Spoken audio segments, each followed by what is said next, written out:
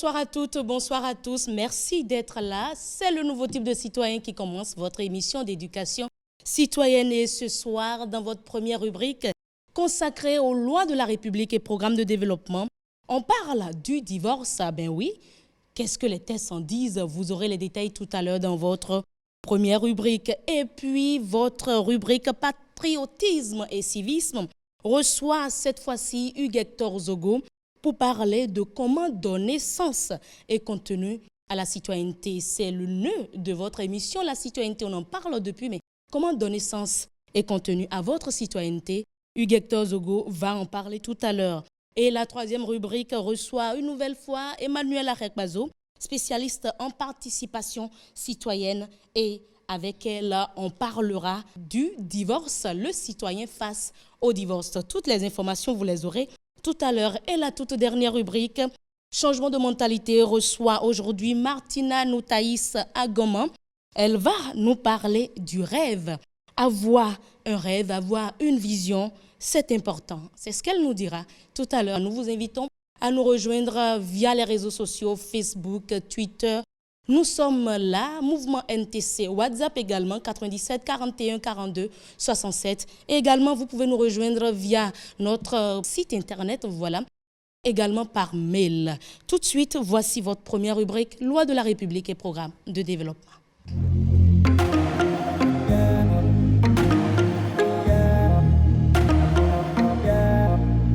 Lors de l'émission dernière, je lui disais, le divorce, ce sera le dernier élément que nous verrons dans la série d'émissions que nous réalisons sur le code des personnes et de la famille. Et le divorce, en quoi cela concerne un citoyen de type nouveau, mais le citoyen de type nouveau doit connaître les textes et lois qui régissent sa République. On ne cessera jamais de le dire. Raison pour laquelle nous vous présentons aujourd'hui le contenu des textes qui parlent du divorce. Loi de la République et programme de développement. Divorce. Qu'est-ce que le divorce? Le divorce est la rupture du lien conjugal provoquant la dissolution du mariage du vivant des deux époux. Il est prononcé par une décision judiciaire rendue à la requête de l'un des époux ou de l'un et de l'autre dans les cas prévus par la loi. Le divorce est régi par les articles 220 et suivants de la loi numéro 2002-07, modifiée et complétée par la loi numéro 2021-13 du 20 décembre 2021, portant code des personnes et de la famille en République du Bénin. Quels sont les différents types de divorce? La loi reconnaît deux types de divorce. Il s'agit du divorce par consentement mutuel et du divorce pour faute.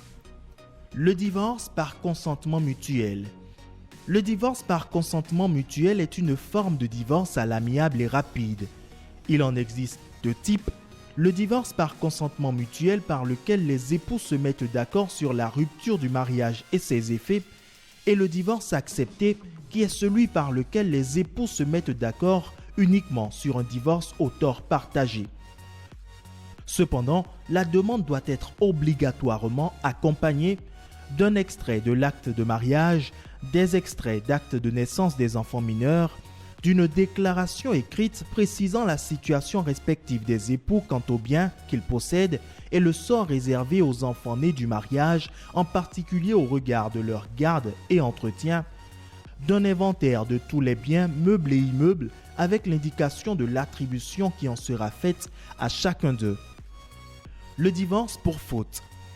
Le divorce pour faute est un divorce judiciaire prononcé à l'encontre de l'époux qui ne respecte pas les devoirs et obligations du mariage et qui, de par son comportement, rend intolérable le maintien de la vie commune.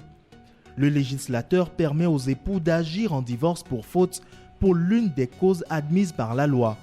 Ces causes sont les suivantes: l'absence déclarée de l'un des époux, l'adultère de l'un des époux, la condamnation de l'un des époux à une peine afflictive et infamante, le défaut d'entretien, le refus de l'un des époux d'exécuter les engagements résultant de la convention matrimoniale, la rupture ou l'interruption prolongée de la vie commune depuis 4 ans au moins, l'abandon de famille, les mauvais traitements, excès, sévices ou injures graves rendant l'existence en commun impossible, L'impuissance et ou la stérilité médicalement établie antérieure au mariage est non révélée au moment de la célébration. Pour l'obtention d'un divorce pour faute, l'époux qui veut former une demande en divorce présente en personne sa requête écrite au président du tribunal de première instance. Si la requête est maintenue, le juge entend le demandeur, lui fait les observations qu'il croit convenables et invite les époux à comparaître en personne devant lui pour une tentative de conciliation. En cas d'échec de la conciliation, le juge statue sur le divorce. Qui peut demander le divorce? Seuls les époux peuvent demander le divorce. Il convient cependant de préciser que le ministère public peut demander la nullité du mariage lorsque les conditions liées à la formation du mariage n'ont pas été respectées. Cette intervention du ministère public vise la nullité du mariage et non le divorce. Quelles sont les personnes à consulter avant de divorcer? Il est conseillé de s'adresser à un auxiliaire de justice ou à un officier ministériel afin d'avoir les informations utiles sur les procédures de divorce et les conséquences qui accompagnent la prononciation du divorce. Quels sont les effets du divorce? Le divorce dissout le mariage, met fin au devoir réciproque des époux, à savoir la fidélité, le secours et l'assistance. Il entraîne également la dissolution du régime matrimonial et le partage du patrimoine familial. À l'égard des enfants, le divorce n'a aucun impact sur les droits et devoirs des pères et mères, sous réserve des règles relatives à la garde des enfants. La garde des enfants issus du mariage est en principe confiée à l'un ou l'autre des époux en tenant compte uniquement de l'intérêt des enfants. Où se procurer le code des personnes et de la famille? Le code des personnes et de la famille est en vente dans les différentes librairies de la place. Un nouveau type de citoyen NTC connaît les textes relatifs au divorce dans son pays. Eh bien voilà, mesdames et messieurs, ce qu'on peut retenir du divorce, ce que les tests disent du divorce. Et si vous avez besoin d'autres détails, nous vous invitons à aller sur le site du secrétariat général du gouvernement. À présent, nous allons installer le plateau de votre rubrique Patriotisme et Civisme.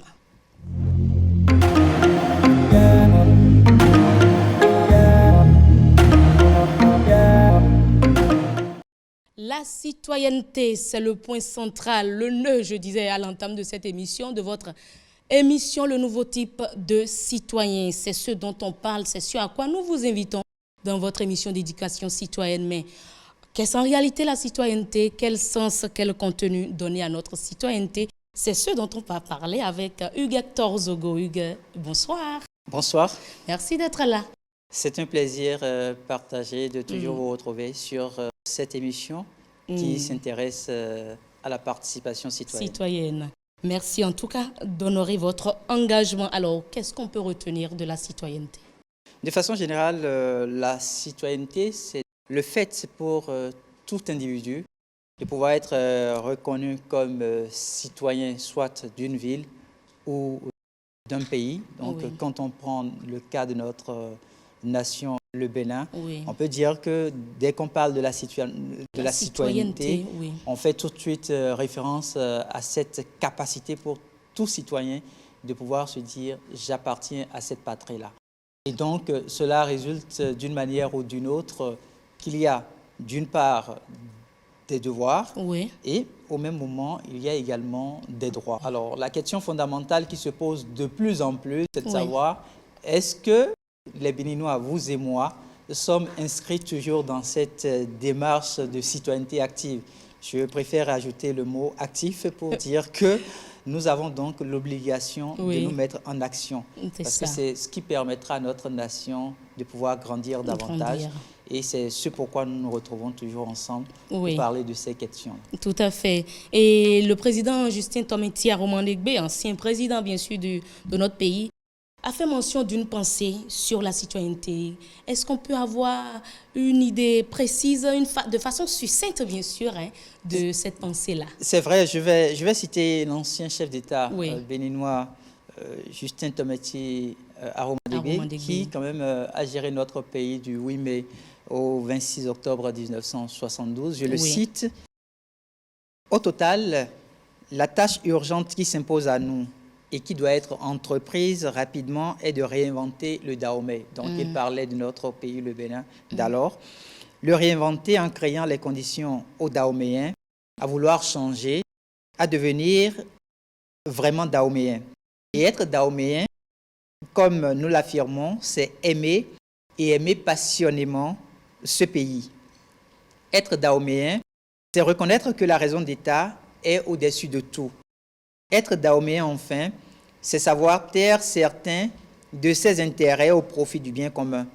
Tant que nous n'aurons pas fait ces qualités essentielles qui font qu'un homme peut se vanter d'être citoyen, il ne sera pas possible de réinventer ce pays, de s'en faire une idée au nom de laquelle on peut accepter tous les sacrifices. Fin de citation. Dans cette pensée, il y a quand même des groupes de mots qui retiennent l'attention. Hein. Aimer passionnément, oui. N'est-ce pas?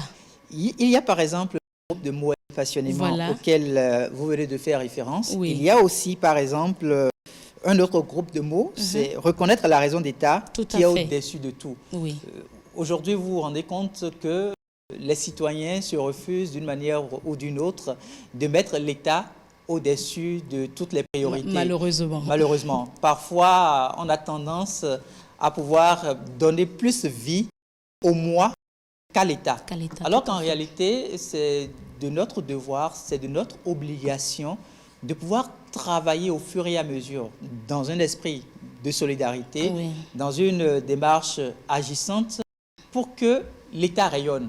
Dès que l'État rayonne, c'est que chaque citoyen à part entière de cette communauté-là parvient d'une manière ou d'une autre à pouvoir bénéficier de ses droits et après de ce rayonnement. Voilà, de ces rayonnements. D'accord. En conclusion, que retenir?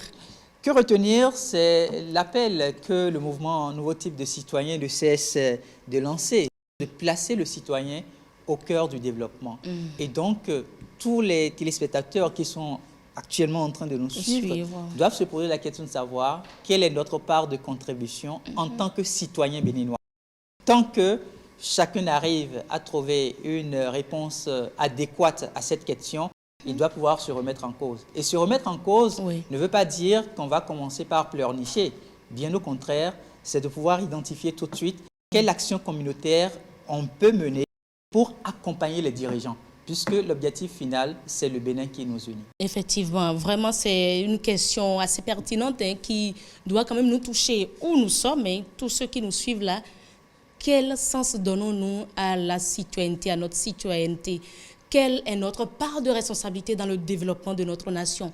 Certains citoyens posent déjà des actes. Nous avons eu à vous présenter quelques-unes de ces actions posées par des citoyens dans l'émission passée. On veut encore que vous qui nous suivez, qui n'avez pas encore agi, le pays, la nation a besoin de vous. Il y a forcément un problème, comme je le disais en fin d'émission dernière, il y a forcément un problème quelque part. Ne soyez pas le problème de votre nation, mais soyez la solution à cette nation-là. Beaucoup nous demandent, mais comment faire passer nos actions citoyennes? Nous vous invitons juste à nous écrire, à nous envoyer des images, si ce sont des courriers que vous avez eu à adresser à des autorités, pour les informer d'un problème quelconque dans leur localité. Nous allons vous accompagner. Écrivez-nous via notre numéro WhatsApp 97 41 42 67, notre page Facebook Mouvement NTC, le compte Twitter Mouvement NTC. Nous avons également Instagram qui est là, on n'en parle pas souvent, mais certains nous écrivent également par là. Le mail est là et le site internet également. Et puis, nous allons présenter vos actions ici, vous féliciter comme on a eu à féliciter certains sur ce même plateau. Alors, Hugues Korzogo, on va se dire à très bientôt. À très bientôt. Merci pour la chronique de ce jour. C'est moi qui vous remercie. Alors, mesdames et messieurs, nous allons installer à présent le plateau de notre spécialiste en participation citoyenne.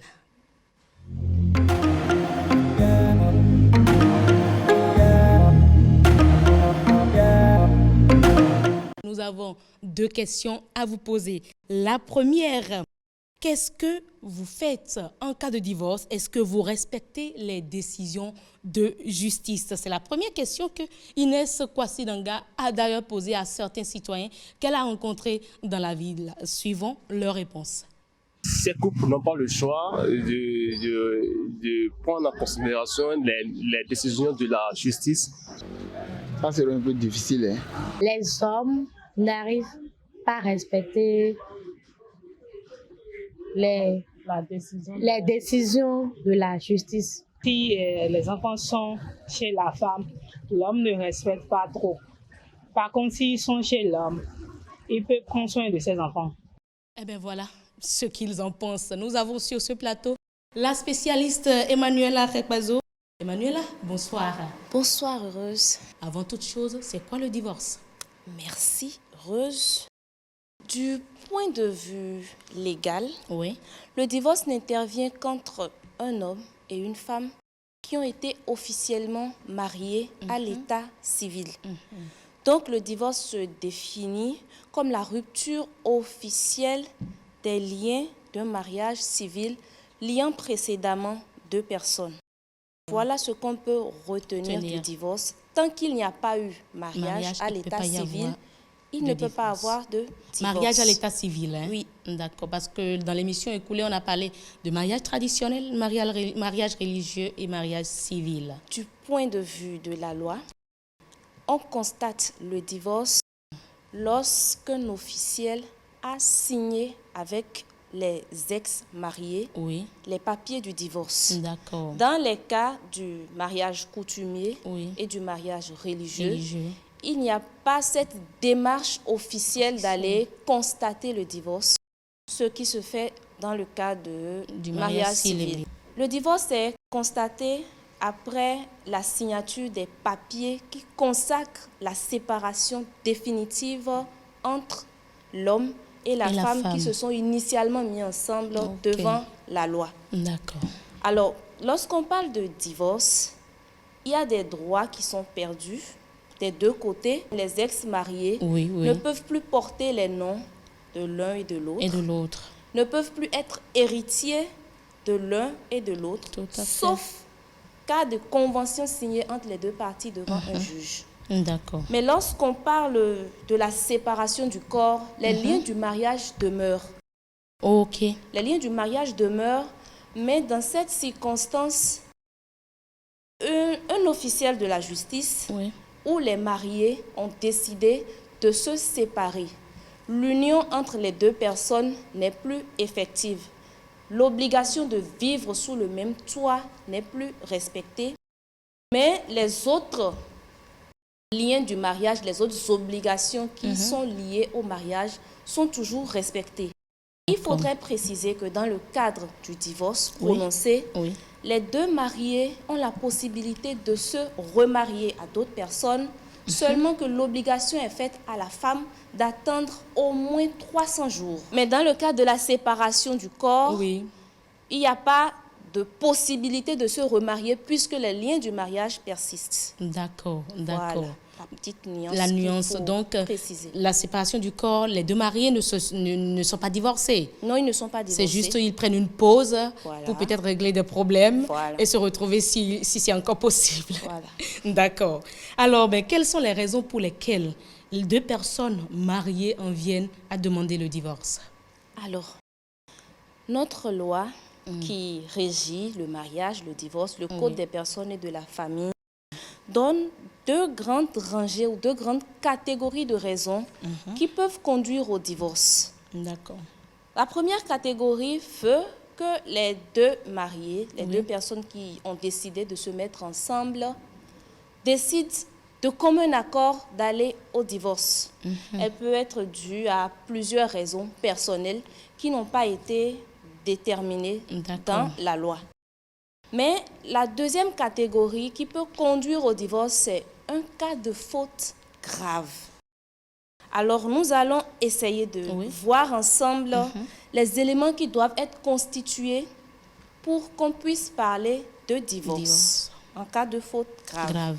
Nous allons faire référence à l'article 234 du Code des personnes et de la famille qui dit que dans le cas de l'absence déclarée de l'un des deux époux, de l'adultère de l'un des deux époux, de la condamnation de l'un des deux époux à une peine afflictive ou infamante, du défaut d'entretien, du refus de l'un des époux d'exécuter l'engagement résultant de la convention matrimoniale, de la rupture ou interruption prolongée de la vie conjugale depuis au moins 4 ans. Là, nous allons faire référence en même temps à la séparation de corps. Si elle dépasse la durée de 4 ans, s'ils ne vivent plus ensemble depuis plus de 4 ans, on peut passer au divorce. Il y a aussi l'abandon de la famille qui peut être lié à l'absence déclarée de l'un des deux époux. Il y a le mauvais traitement et les excès, les sévices ou autres injures graves rendant l'existence de la vie commune impossible.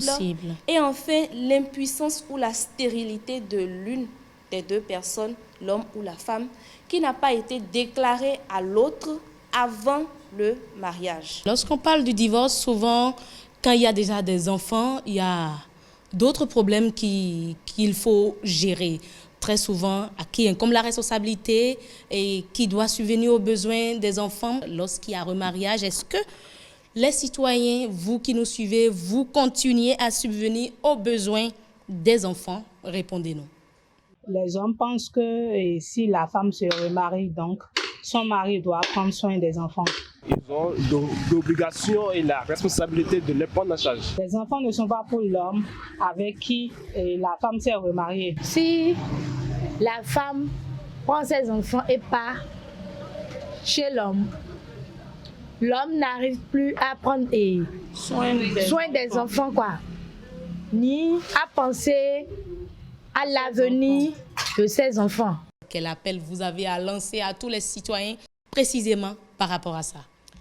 Alors, nous allons faire référence à l'article 264 du Code qui dit que même si vous êtes divorcé, cela ne vous empêche pas de respecter vos devoirs de père ou de mère.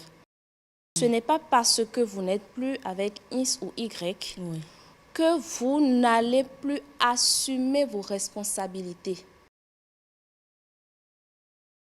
Lorsque le divorce survient, que l'enfant reste avec la mère ou le père, obligatoirement l'autre partie, selon ses possibilités, doit subvenir aux besoins de l'enfant à travers une pension alimentaire.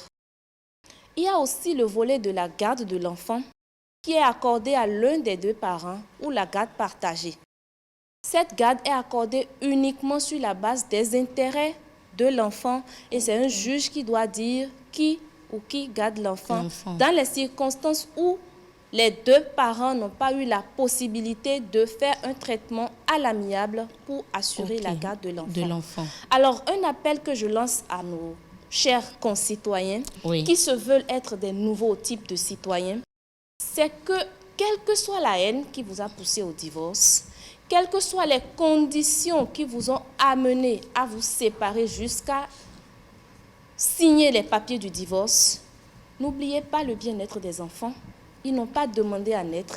Vous avez l'obligation de subvenir à leurs besoins et de vous assurer de leur évolution, de leur éducation de manière normale. Il faut que vous sachiez, mesdames et messieurs, qu'un citoyen de type nouveau assume ses responsabilités, surtout lorsque vous vous retrouvez devant les juridictions, quand il y a des décisions qui sont prises. Il faut que vous respectez ces décisions. Un nouveau type de citoyen ne dit pas « Ah ben là, c'est déjà une femme, elle a épousé un autre homme, elle est bien, son mari est nanti, elle est à l'aise là-bas, donc elle peut assumer, elle peut tout assumer en ce qui concerne les enfants que nous deux nous avons eu, non? Il doit assumer ses responsabilités en tant que citoyen de type nouveau. Alors, mesdames et messieurs, c'est donc tout pour la rubrique participation citoyenne. Emmanuela Rekpazo, merci beaucoup. Merci, Heureuse. À la prochaine. À la prochaine. Alors, mesdames et messieurs, voilà, c'est terminé pour la rubrique participation citoyenne. On enclenche tout de suite avec la toute dernière, changement de mentalité.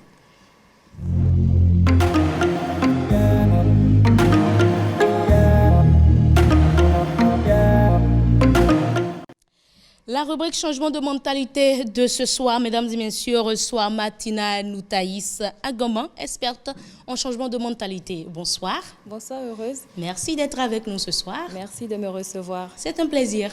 Aujourd'hui, nous parlerons de l'importance d'avoir un rêve, une vision. Et pourquoi est-ce que nous parlons de l'importance d'avoir un rêve, une vision? En quoi cela touche-t-il donc le changement de mentalité et le développement de notre pays? C'est ce que nous allons voir ensemble à travers la nécessité d'avoir un rêve, une vision, l'importance du plan et de la persévérance dans la réalisation de ces rêves. Avoir un rêve, c'est avoir une vision, une chose vers laquelle nous sommes portés et qui constitue notre motivation.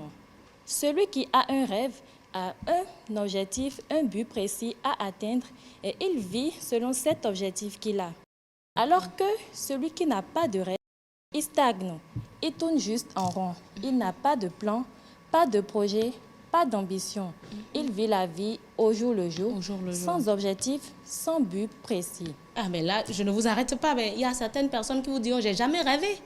Effectivement. Ah, mais là, est-ce à dire que ce sont des citoyens sans aucune vision? Oui, c'est possible. Ah bon? Oui.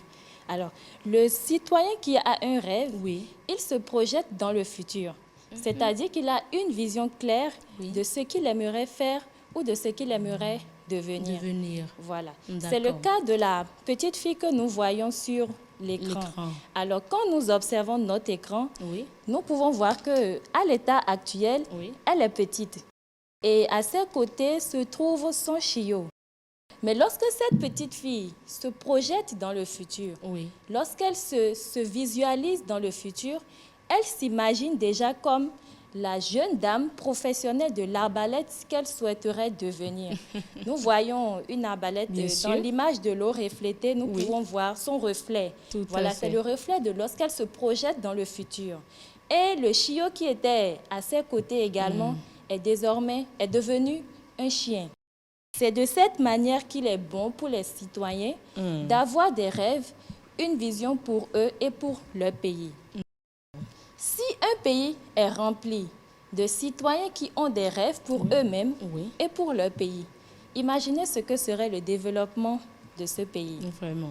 Le citoyen qui a la bonne mentalité, c'est celui qui a des rêves pour lui et pour son pays.